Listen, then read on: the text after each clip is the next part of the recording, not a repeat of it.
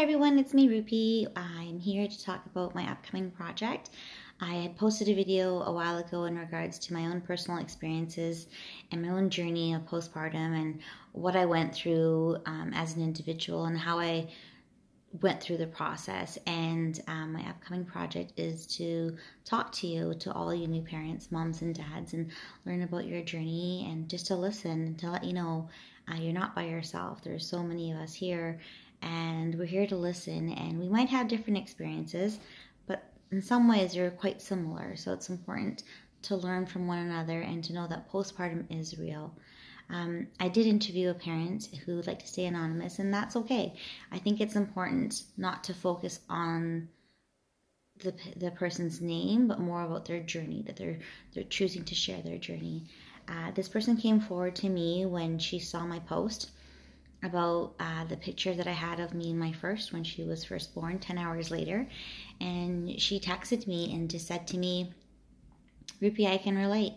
I know exactly how you feel when you're saying it's a new mom and you're not completely in love, where you're terrified and you're anxious and you're a lot of anxiety and you're depressed and you're not even sure what to do at that point.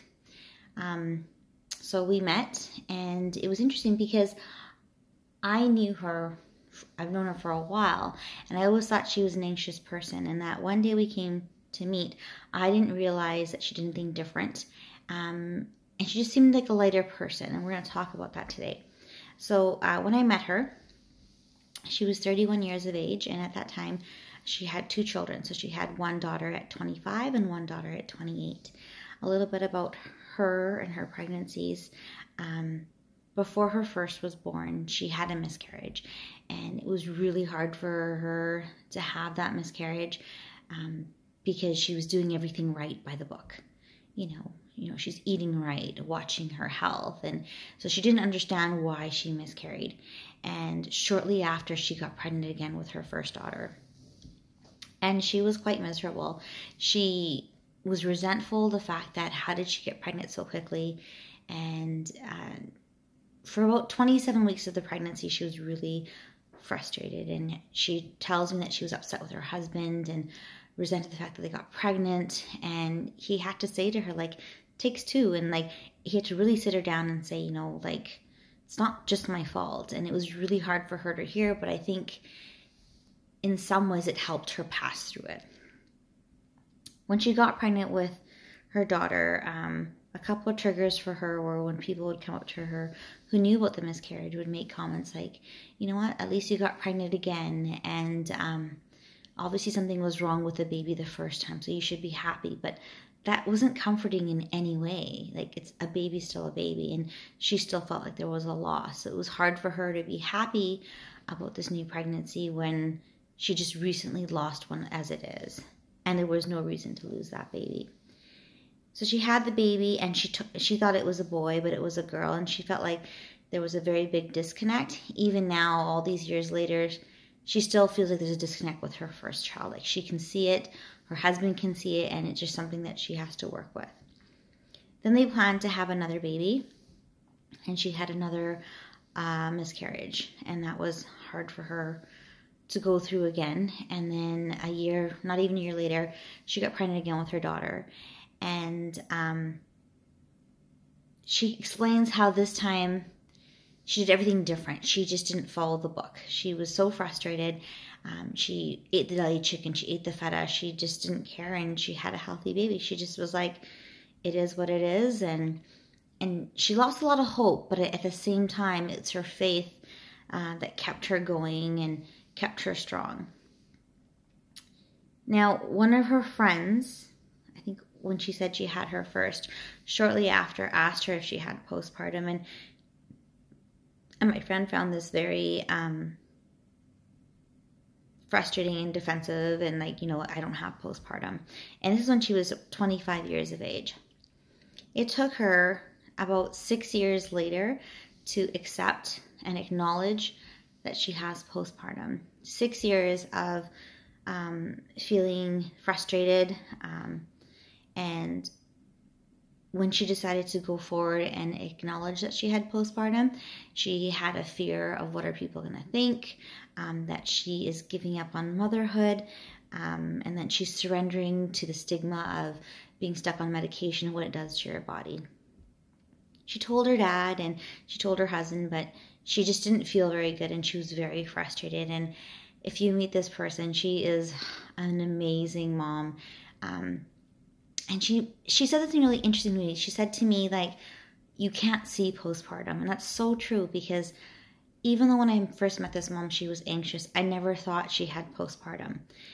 She was always the one who was so loving to her kids and very calm, and just her nature, just a very happy and calm kind of person. So when she came forward, I didn't anticipate that, and she's right. She made a comment, postpartum, you can't see it. So who are we to judge, and who are we to know if someone has it or not?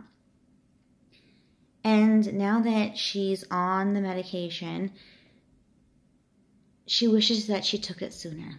So 6 years of feeling depressed and anxious and resentment, and like a failed mother, and she feels like, I wish I took it sooner, because now I'm happier, I'm healthier and stronger.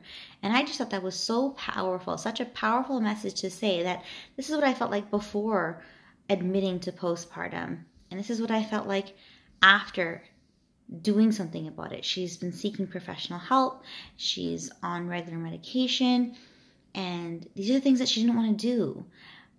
But sometimes it's the unknown, and she's doing better.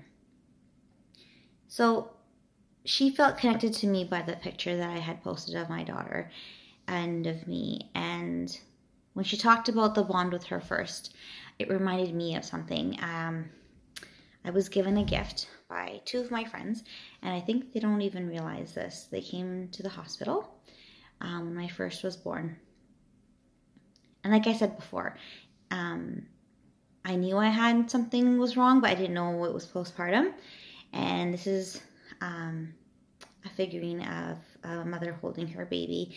And I used to look at this all the time. It's in my living room.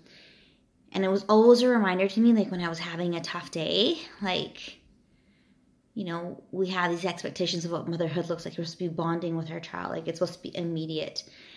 But it doesn't have to be immediate. Like, you know, I still loved my child, but I knew there was something missing, and I kept looking for an answer, and I would just hold on to this. It was such a good reminder for me that this is how I do feel, but how do I get there? And for me, talking to people about my journey and my experiences really helped me to love this figurine, where before I used to be really sad. And now I enjoy looking at this figurine because it's a great reminder to me of what I have and where I've come. Another thing is, there's this book that some of you may know. It's called Love You Forever. And the first time I heard about the story, I was 17 years old and I was in class.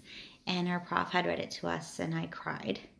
And then when I turned 30, I had my first. And I remember, you know, you read about how important it is to read to your baby. And I tried to read this book to my baby all the time when I was pregnant. And I would cry through the first page because I couldn't make it through.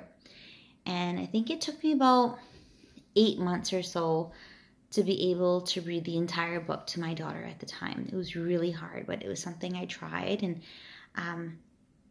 it was so hard for me to feel that connection. But now I actually read this book regularly, so I'm gonna read it to you. But I know it off by heart, and it's by Robert Munch. So here it goes. Once upon a time, there was this mom, and she had this beautiful son, and she picked him up, and she rocked him back and forth, back and forth. And while she rocked him, she sang, "I'll love you forever, I'll like you for always. As long as I'm living, my baby you will be." Well, the boy grew and he grew and he grew. He grew until he was 2 years old.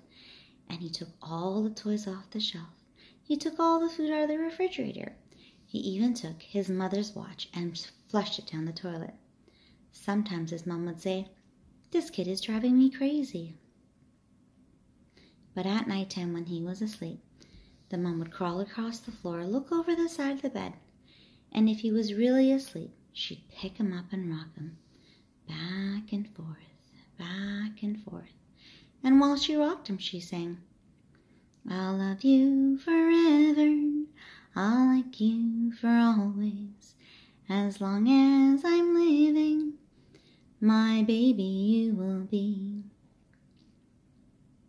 The boy grew and he grew and he grew.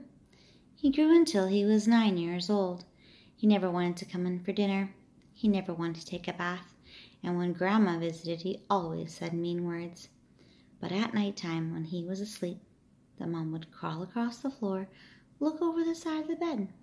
And if he was really asleep, she'd pick him up and rock him back and forth, back and forth. And while she rocked him, she sang, I'll love you forever, I'll like you for always, as long as I'm living, my baby you will be. The boy grew and he grew and he grew. He grew until he was a teenager, and he had strange friends, he listened to strange music, and he wore strange clothes. But at night time when he was asleep, the mom would crawl across the floor, look over the side of the bed, and if he was really asleep, she'd pick him up and rock him back and forth, back and forth. And while she rocked him, she sang, I'll love you forever, I'll like you for always, as long as I'm living, my baby you will be. Well, the son got older and he got older, and one day he got a house across town. And then sometimes on dark nights, the mom would take her ladder and drive across town. And if all the lights were out, she would take her ladder and crawl into the window, crawl across the floor, and look over the side of the bed. And if he was really asleep, she'd pick him up and rock him back and forth, back and forth. And while she rocked him, she sang, I'll love you forever, I'll like you for always, as long as I'm living, my baby you will be. Well, the mom got older and the son got older, and one day the mom called and said, you better come see me, I'm getting too tired and too sick. So the son came to see his mom, and he was standing in the doorway. And the mom started to sing, I'll love you forever, I'll like you for always, as long as I'm living. But the mom couldn't finish the song, so the son came over and he picked up his mom, and he slowly rocked her back and forth, back and forth. And while he rocked her, he sang, I'll love you forever, I'll like you for always, as long as I'm living, my mommy you will be. Well, that day when the son went home, he stood at the top of the stairs for a very long time. And then he went into the room where his new baby daughter was sleeping. And he picked up his daughter and he slowly rocked her back and forth, back and forth. And while he rocked her, he sang, I'll love you forever, I'll like you for always, as long as I'm living, my baby you will be. Thank you for hearing my story and listening to the story by Robert Munch. And I just want to hear your story and, let you know that we're here to listen. And even though we might have similar experiences or different experiences, the experiences are real and postpartum is real. And we need to share it and spread the word so no one feels lonely. There's somebody out there to listen and you're not alone. If you have any questions, please do contact me, and I look forward to hearing from you soon.